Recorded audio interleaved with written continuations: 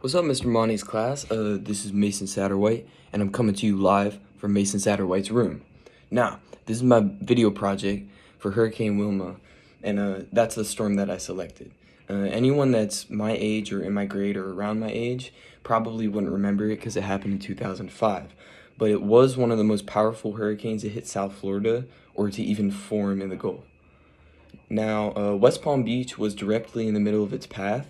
And honestly, I don't remember a thing because I was a baby. But my mom has a bunch of stories about how bad it was and what she did when I was a baby, when the power went out and stuff like that. So the storm began as an area of low surface pressure off the coast of Jamaica around the 14th of October. By the next day, the disturbance was already labeled a tropical storm. It remained a tropical storm for several days before massive intensification caused it to transform into a Category 5 hurricane in less than 24 hours. Around this time, the meteorologist measurements revealed that this hurricane had the lowest air pressure out of any hurricane ever recorded, and the pressure being 882 millibars at its lowest point. Now, it continued to move northwest across the Gulf of Mexico, and it first made landfall in the Yucatan Peninsula around October 24th, 2005.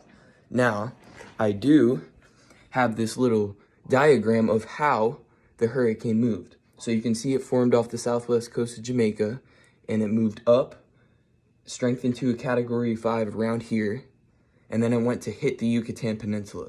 It weakened to around a Category 2 when it hit landfall, and then it bounced straight towards Florida. Now around here, it gained strength back to a Category 3 before making landfall, right around the west coast around Naples. And that's where the eye wall hit and went straight over the southern part of Florida. So it is pretty interesting how that hurricane just made a U-turn all of a sudden. But according to another reliable source that I had, my mom's stories, I found out several interesting things about the storm.